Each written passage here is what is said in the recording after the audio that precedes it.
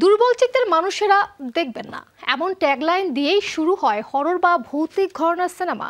হঠাৎ চমকে দেওয়ার শব্দ, দরজা খুলে যাওয়া কিংবা সিজিআই ইফেক্ট, যা দেখে ভয়ে জড়সড় হয়ে যায় দর্শক।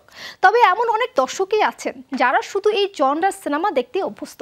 মূলত সেই সব হরর ভক্তদের জন্য আয়োজন করা হয় ব্রুকলিন হরর ফিল্ম ফেস্টিভ্যাল।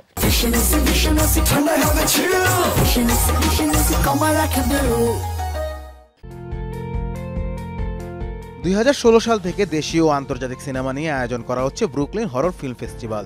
এই উৎসবে সাধারণত হরর, অ্যাকশন, থ্রিলার জনরার সিনেমাগুলোই প্রিমিয়ার হয়ে থাকে। হরর ঘরানার দর্শক চাহিদার কথা মাথায় রেখেই সিনেমা বাছাই করে থাকে উৎসব কর্তৃপক্ষ। এমন সিনেমাই বাছাই করা হয় যা দেখলে মানুষ ভয় পেতে বাধ্য।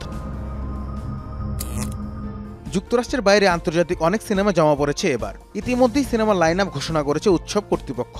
সবগুলো সিনেমাই প্রদর্শিত হবে ব্রুকলিনের নাইট হক সিনেমার উইলিয়ামসবার্গ এবং প্রসপেক্ট পার্কে। এবারের আসরে ওপেনিং সিনেমা হিসেবে নির্বাচিত হয়েছে জো ডিভোয়ার ও কাইল ম্যাকনাগির ডেড মেইল। রক্তের দাগযুক্ত একটি নোট পৌঁছায় কাউন্টি পোস্ট অফিসে। মেলরুমের ক্লার্ক ও তার সহযোগীরা এই চিঠির প্রাপকের উৎস খুঁজতে থাকে। এরপরেই ঘটতে থাকে অপার্থিব সব ঘটনা। এমনই গা শিউরে সব ঘটনা এগিয়ে যায় সিনেমার গল্প। সেন্টারপিস বিভাগে দেখানো হবে ফ্রান্সের সিনেমা অ্যানিমেল। নির্মাণ করেছেন আলজেরিয়ান বংশোদ্ভূত নির্মাতা এমা বেনেস্তান। ফ্রান্সের একটি শহরে ষাঁড়ের দৌড় প্রতিযোগিতায় একটি বন্য ষাঁড়ের আক্রমণে ভয়ঙ্কর হত্যাকাণ্ড সংঘটিত হয়। এরপরে ঘটতে থাকে একের পর এক ঘটনা। উৎসবে ক্লোজিং সিনেমা হিসেবে দেখানো হবে নিউজিল্যান্ডের the rule of Jenny Pen. Horror সিনেমা নির্মাণে সিদ্ধহস্ত জেমস অ্যাশক্রফট নির্মাণ করেছেন এটি। বছরের সেরা খলনায়ক চরিত্রে মনোনয়ন পাওয়া অভিনেতা জন লিথগো একটি মানসিক হাসপাতালের বাসিন্দা চরিত্রে অভিনয় করছেন এই সিনেমায়।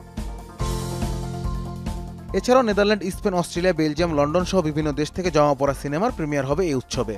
পূর্ণদৈর্ঘ্য সিনেমা ছাড়াও বিভিন্ন দেশের শর্ট ফিল্মও প্রদর্শিত হবে। আগামী মাসের 17 তারিখ থেকে 24 তারিখ পর্যন্ত চলবে এই উৎসব। Anas Imran, showbiz tonight.